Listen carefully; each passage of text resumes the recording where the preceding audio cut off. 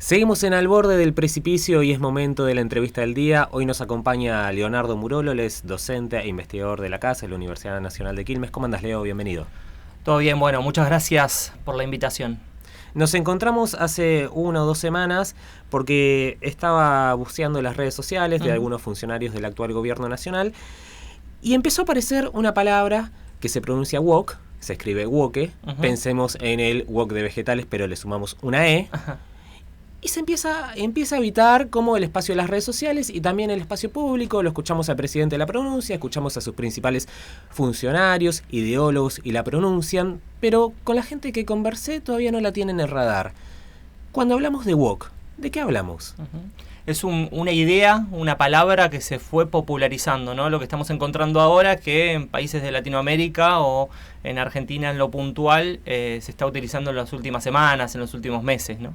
Esto proviene de un vocablo en inglés, un vocablo anglosajón, ¿no? Woke, que está relacionado con la idea de despertar, ¿no? Del verbo awake.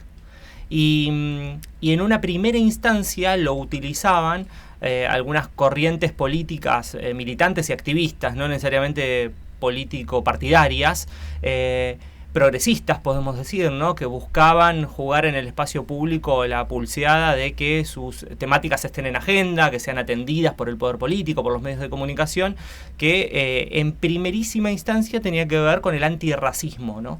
Eran quienes estaban alerta, sinónimos, ¿no? De todo esto, estar despiertos, ¿no? La idea de woke, estar despiertos, estar alerta, estar mirando hacia los costados donde se producen estas injusticias ligada al racismo, ¿no? La avanzada del racismo. Recordemos los episodios de el gobierno de Donald Trump en lo que se denominó luego el Black Lives Matter, ¿no? El asesinato de George Floyd, ¿no? Ese asesinato de odio y racista hacia esta persona y la persecución en esos escenarios. Entonces ahí estaban los woke denominándose, reivindicando ese emblema, esa palabra como emblema, los despiertos, los que van adelante con cierta conciencia. De hecho, vieron que en España se traduce todo concepto, toda palabra clave que se utiliza comúnmente va a tener un vocablo en español, y en Latinoamérica no lo traducimos y usamos woke.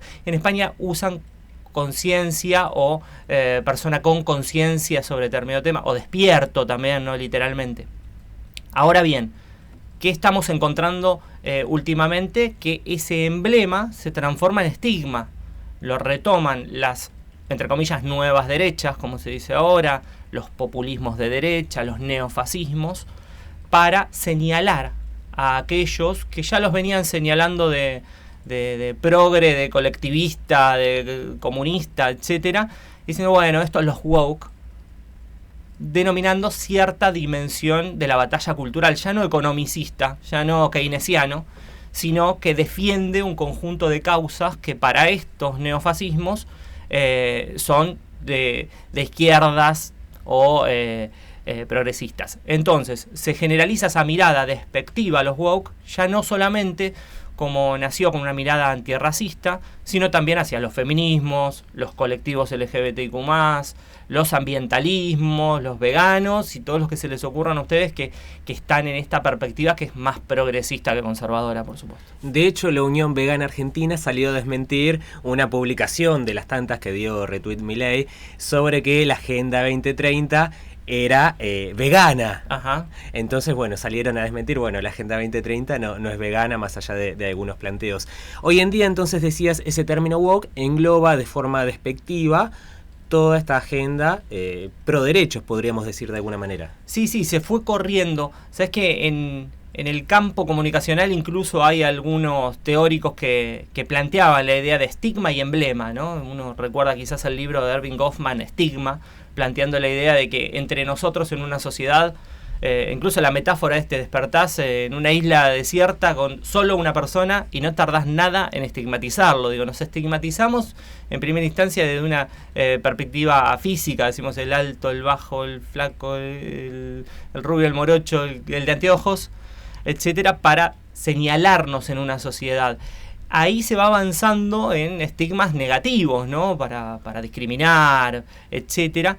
Y está el procedimiento de ser estigmatizado y transformarlo en emblema. Salir a la sociedad a decir sí soy esto para reivindicarme en esa identidad. Bueno, acá se da un proceso al revés. Quienes se reivindicaban despiertos, alertas, con conciencia social, con conciencia de la justicia social que hace falta en algunos sectores, la avanzada de quienes quieren terminar con estos derechos, se los va a señalar con la misma palabra de manera despectiva. Alguien que se reivindicaba woke termina siendo señalado como woke. Y sí, en este escenario va a venir un encadenamiento de conceptos que algunos de estos colectivos militantes y activistas van a adherir y van a decir sí lo soy, y en algunos casos van a querer huir a eso. Ese encadenamiento de conceptos podríamos analizar cada uno de ellos, pero Agenda 2030 está dando vueltas, ¿no? Es un conjunto de demandas hacia un futuro cercano, el 2030, ya se va a ir corriendo, que se le exige, se le pide a los gobiernos, a quienes pueden detentar el poder, hacer algo por eso, ¿no? Y ahí en ese conjunto de temas están demandas de derechos de los más variadas. Pero también están estas palabras clave como los guerreros de la justicia social, ¿no? Quienes las derechas señalan como guerreros de la justicia social, entendiendo a la justicia social como una aberración, ¿no? En términos simples, nosotros entendemos justicia y social como dos términos totalmente positivos, agradables. Estaríamos de acuerdo con que se difundiera y se generalizara una justicia social. Bueno, también está transformado en estigma, ¿no? Esos guerreros de la justicia social, y con términos mucho más lavados, también se le señalan a las juventudes como generación de cristal, por ejemplo, ¿no? Escuchamos esas palabras de manera muy generalizada en el periodismo, en los medios de comunicación, de manera en chiste a veces, y por debajo y por detrás señalar a una generación como de cristal, como que se quiebra por cualquier cosa, como que es endeble y es débil y no se la banca, es también señalar que antes se podía hacer chistes con cualquier cosa, se podía ofender, violentar, discriminar, y hoy hay cierta parte de nuevas generaciones que advierten, mirando alrededor, que hay violencia por todos lados.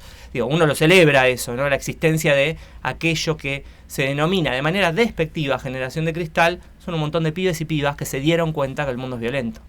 Estamos hablando con Leonardo Murolo, él es docente e investigador de la Universidad Nacional de Quilmes, sobre palabras, discursos, batalla cultural. Me llama mucho la atención, no sé si estoy equivocado o no, la facilidad con la que logran instalarse ciertas palabras en el vocabulario y se asientan en el sentido común, lo decías vos, woke, Agenda 2030, como si todo el mundo supiera la Agenda 2030. Bueno, ¿de qué hablamos cuando hablamos de esos conceptos, justamente? Sí, hay una forma de instalar estas cuestiones que tiene que ver con detentar ciertos poderes. Nosotros sabemos que el poder comunicacional de los medios tradicionales, por reiteración y por generalización, es decir, están concentrados, son de pocos dueños, están en pocas manos, entonces nosotros cambiamos de canal de televisión, de radio o de periódicos o portales, y son un puñado de dueños que manejan la línea editorial y etcétera. Entonces, digo, primera cuestión,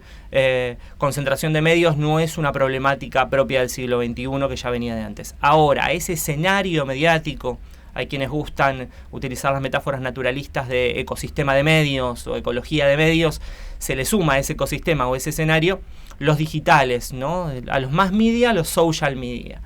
Y ahí también tenemos un puñado de medios concentrados, aquella búsqueda de principios de los 2000 de llegar a cierta democratización de la comunicación por la proliferación de redes sociales, blogs, chats, medios, etcétera. 10 o 15 años después tenemos que responderle que no se dio tal cosa, no se dio a la sociedad de la información y la sociedad del conocimiento, sino que un puñado de 5 dueños tienen los máximos sitios web y redes sociales más buscados, digamos, ¿no? Desde Elon Musk hasta Meta con Mark Zuckerberg o Bezos con Amazon, etcétera. En esos puñados de sitios y lugares vamos a encontrar el mismo problema que los medios masivos, ¿no? Concentración y que detentan la agenda de esos medios. Entonces, en primera instancia, podemos decir, en términos de persuasión, hay una búsqueda de instalación de conceptos y de palabras clave por medios concentrados y por quienes detentan el mensaje ahí, en donde van a hablar todo el tiempo de un conjunto de palabras que terminamos repitiéndolas en la sociedad. Las juventudes las adoptan, se hacen usos sociales de eso, y desde ahí muchas veces utilizamos términos que no sabemos qué significan, ¿sí? Luego va a haber un encadenamiento de sinónimos. Todos estos van a ser en primera instancia sinónimos, y a nadie vamos a acusar de eso porque no vamos a andar analizando palabra por palabra, pero no lo son, digo. La Agenda 2030 está claro que es una agenda temática que debería tener consenso de determinados países para llevarse adelante, para llevarse a cabo y generar mejoras en la conquista de derechos, etcétera. Luego, quienes estén de acuerdo con esas agendas, digo, públicos en general, nosotros vamos a ser tildados de otro conjunto de palabras. Globalistas, ¿no? Globalistas o nacionalistas o colectivistas. Colectivistas es una palabra que aparece como un gran insulto. Colectivistas, yo prefiero realizar cualquier acción de manera colectiva que individual, pero cuando el individualismo está enarbolado como un valor social, ser colectivista es lo menos, digamos, ¿no? Ahí por debajo y por detrás podemos decir, bueno, ¿cuál sería el problema? Uno como comunicador va a mirar a los medios, al escenario de medios masivos y sociales digitales, pero a la vez lo que más nos va a interesar es la apropiación social de esto, que puede empezar por las juventudes, sí, claro, porque son quienes más usan los medios digitales y utilizan vocablos nuevos, después llegan a nuestras generaciones, copiarnos de ellos y empezar a usarlos, digo, pero ahí hay algo de quizás no poner bajo crítica las palabras que usamos. Desde el gobierno nacional y sus ideólogos hablan permanentemente de la batalla cultural. ¿Sigue siendo una batalla? Si es una batalla, digo, ¿quién la está ganando? ¿Quién la está perdiendo? ¿Y qué implica esta victoria y derrota? Me encanta porque es un concepto gramsciano, ¿no? Digo, progre, de izquierda, de hecho, como queramos decirlo. El propio presidente lo nombró hace poco a Gramsci. Y bueno, la resignificación de una batalla cultural que sabemos con los marxistas, no tanto con Marx, pero sí con los marxistas, que el escenario de la superestructura, ¿no? En términos bien marxistas, el escenario de los medios de comunicación, la familia, la religión, la escuela, ese escenario que incluso con otros autores como Althusser llamábamos los aparatos ideológicos del Estado, ¿no? Esos escenarios, ahí se da la batalla por el sistema, por el status quo, por, podemos decir, el sistema capitalista o el poder en general. Y bueno, lo advierten en primera instancia los marxismos y los marxistas posteriores a Marx, pero también estas derechas neofascistas advierten que para perpetuarse en el poder, para lograr consensos, tienen que dar ciertas batallas culturales. No le cambian el nombre, van por la idea de batalla cultural. Ahí hay avances y retrocesos, hay oleadas, decía García Linera, no son tan cíclicas, no duran siempre lo mismo. Nosotros las vemos en Latinoamérica, avances de estas derechas, retrocesos con gobiernos más parecidos a sus pueblos, y en ese ida y vuelta se van impregnando ideas que cuesta superar después. En la actualidad a mí me está interesando mucho una de estas oleadas que se está dando para con las juventudes, que combina una dimensión economicista con una dimensión totalmente culturalista, que es asociar a las adolescencias y a las juventudes con el dinero, con la acumulación, con la competencia, más que con la solidaridad, el individualismo más que la grupalidad o la comunidad, y esas búsquedas se dan, por ejemplo, en tres grandes prácticas que estamos viendo. Una tiene que ver con las de los criptobros, pibes operando en aplicaciones con las criptomonedas, ¿no? Y jugando a ser brokers o traders, como dicen ellos. La segunda cuestión son las apuestas, que es un mal de época. Sabemos que las apuestas deportivas o de casino y blackjack están a un paso de convertirse en ludopatía, porque seducen, porque están preparadas esas plataformas para que uno se quede maratoneando horas y horas ahí.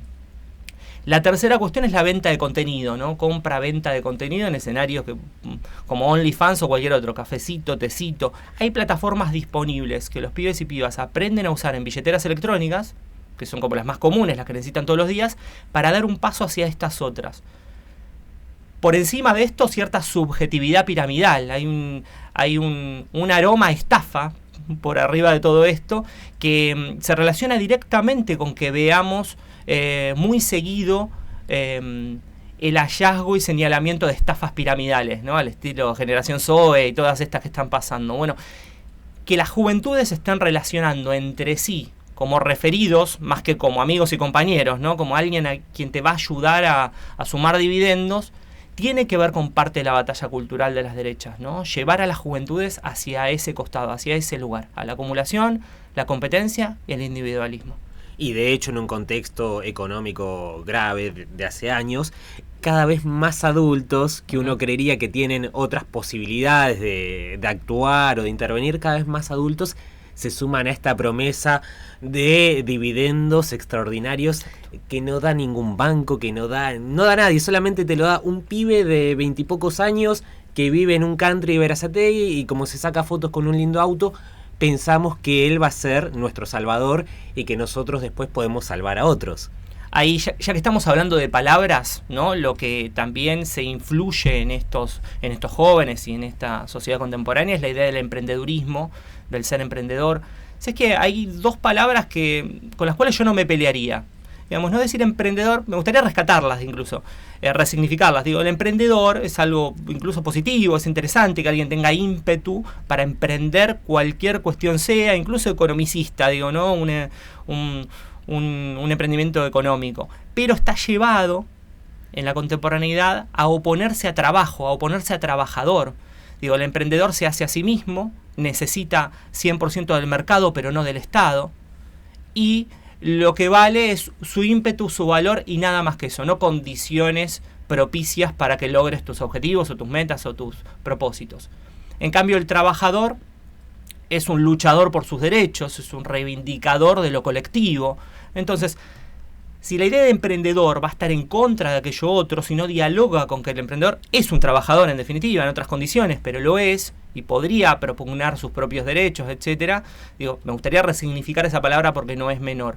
Y la otra es la de meritocracia, que en primera instancia, quienes estamos en un sector enfrente de estas miradas de las nuevas derechas, creemos haber perdido esa palabra. Y el mérito también está por detrás de que quien se esfuerza consigue algo. Bárbaro, bienvenido, estoy de acuerdo con eso, digo, proponer que nos esforcemos para conseguir nuestros propósitos, nuestros sueños, no necesariamente económicos, pero se ha llevado hacia ese lugar de que solo el mérito es lo necesario y no las condiciones políticas, económicas, familiares, de contención, amorosas inclusive, para lograr las cosas. Desde ahí esas dos palabras operan de una manera radicalizada, de un modo que influye mucho en estas juventudes también. Por eso un pibe, una piba joven puede creer que va a lograrlo todo solo, individualmente, sin ayuda del Estado, huyendo al Estado, porque si no es alguien que vive del Estado por tener derechos. Y en ese escenario hay una batalla que tiene idas y vueltas, como decías, quién la gana, quién la pierde. Prefiero no jugármela ahora porque estamos en el medio de esa disputa, ¿no? Entonces vas a ser el guerrero del rescate del emprendedurismo y la meritocracia. Te hago la última, Leo, que tiene relación con las redes sociales y tiene que ver con que cada vez hay más proyectos, más iniciativas de países que buscan prohibir las redes sociales para jóvenes por el daño a la salud mental que hacen, ¿no? Porque uno sabe que si bien Instagram, X, Facebook, qué sé yo, todas estas plataformas tienen algunos límites, por ejemplo, tenés que ser mayor de 13 o 14, se vulnera muy fácilmente, eso no es mucho misterio. Entonces hay algunos países que están intentando prohibir o legislar de alguna manera, restringir el acceso de los jóvenes a estas redes por cuestiones vinculadas a salud mental, que van desde los estigmas hasta cuestiones como el grooming, que tiene que ver con la inhalación de aerosoles y qué sé yo, y que terminó con la muerte de al menos 3 adolescentes en Venezuela en los últimos días. ¿Qué opinión te merece? Digo, ¿es posible regular el acceso a las redes sociales para los jóvenes? Se meten ahí, digo, las empresas apelan a la libertad de expresión. Bueno, ¿cómo es esa batalla? ¿Qué opinión te merece? Es tan difícil ese escenario que en los lugares donde se da o donde se ensayan estas formas, bueno, tienen que ser creativas, novedosas, a veces intentando ser consensuadas. El problema de base es que estamos erigiendo como escenario para discutir lo público plataformas que son privadas, que tienen un puñado de dueños, que son 4 o 5 totalmente identificables, que están concentradas. Digo, si nombramos Meta solamente tiene a WhatsApp, a Facebook y a Instagram, de las principales plataformas usadas en el mundo. Digo, si nombramos Google, tiene, bueno, desde el correo que más usado en el mundo, el buscador más usado en el mundo, y YouTube, la plataforma de videos más vista en el mundo. Digo, y así podemos ver con Amazon o con la empresa de Twitter y sus demás intereses. Ahora, como esos son los espacios en donde estamos discutiendo una posible guerra mundial, una pandemia, las elecciones en nuestros países, o un mundial de fútbol, digo, las cosas que más le interesan al mundo se están discutiendo en esos escenarios, ahí hay un primer problema. Porque no lo estamos hablando esas grandes problemáticas en las televisiones públicas del mundo, en las radios universitarias, digo, no lo estamos haciendo en esos espacios para que sean los primeros buscados, ¿no? Los primeros buscados son estos. Entonces, acusarnos mundialmente de que estamos habitándolos es difícil, porque si la discusión pública, la conversación pública está ahí, digo, hasta nosotros que somos muy críticos de esos escenarios los habitamos porque queremos participar de la conversación pública.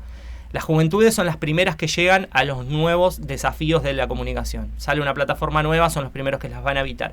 Entonces, es difícil plantear las limitaciones o las prohibiciones de algo que en primera instancia parece que está bueno. Digo, estar enterados, estar con otros conversando lo público. Ahora, el lado B de estos escenarios es gravísimo. En primera instancia es esto, la concentración de medios y detentar lo que ahí se dice. Porque alguno me podría estar escuchando y decir, bueno, a mí nadie me dice lo que tengo que decir en X o en Facebook. Sí, claro, pero si te fijas cuáles son las primeras publicaciones que te aparecen, son las decididas por esa plataforma. Nos va a aparecer Elon Musk, Donald Trump, en Argentina Milei, en el para vos, lo hayas votado o no, estés en contra de sus ideas, te van a aparecer primero, porque hay esto que llamábamos algoritmos y que en los medios masivos lo llamábamos línea editorial. Bueno, la línea editorial va a hacer que aparezca esto. Entonces, las legislaciones para con estas cuestiones muchas veces van a ser consensuadas con estos escenarios que se van a reivindicar privados, y es decir, si no querés, andate de acá, porque tenés que sacar usuario y contraseña para participar de mi hogar.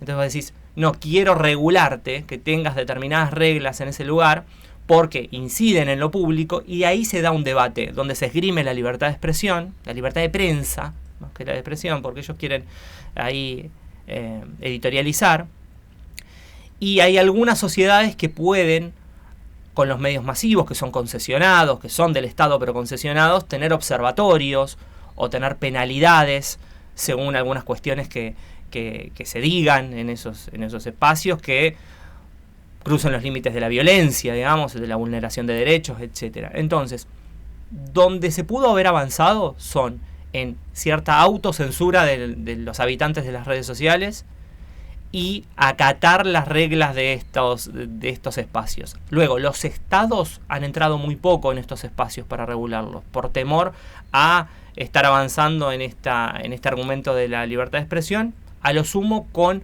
observatorios y en algunos casos el caso de Brasil para con Twitter, que merece otra página, ¿no? Claro. Leo, muchas gracias por venir. Estamos dialogando en próximas oportunidades. Siempre hay tiempo para charlar de estas cosas. Muchas gracias a ustedes por invitar. Hasta ahí pasaba Leonardo Murolo, docente e investigador de la Universidad Nacional de Quilmes.